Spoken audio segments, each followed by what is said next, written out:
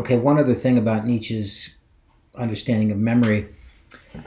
He says in section 3 on page 61, if something is to stay in the memory, it must be burned in. Only that which never ceases to hurt stays in memory. This is a main clause of the oldest, unhappily also the most enduring, psychology on earth.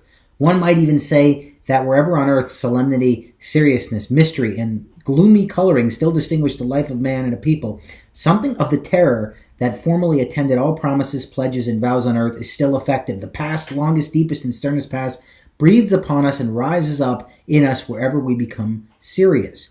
Man can never do without blood, torture, and sacrifices when he felt the need to create a memory for himself.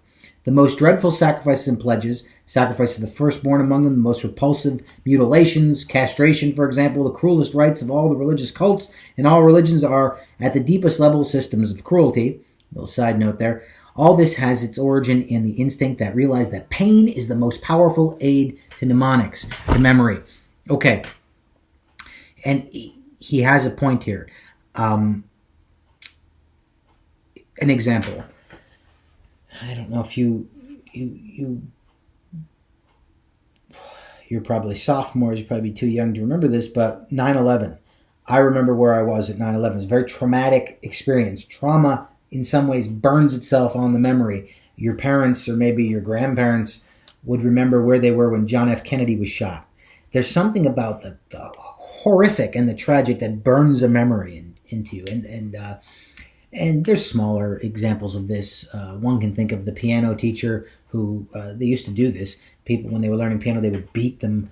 They would beat the student with a stick. And in Buddhist meditation, when you're meditating and your mind gets distracted, you're supposed to get hit. In other words, there's something about negative reinforcement that creates a very powerful memory. And Nietzsche's trying to not ignore that. He thinks there's something about that something about pain and blood and sacrifice and torture and all these things we've been talking about that also had to do with the birth of consciousness, we were saying, and the creation of cultural memory, the creation of the tribe, the creation of the community, the creation of religion.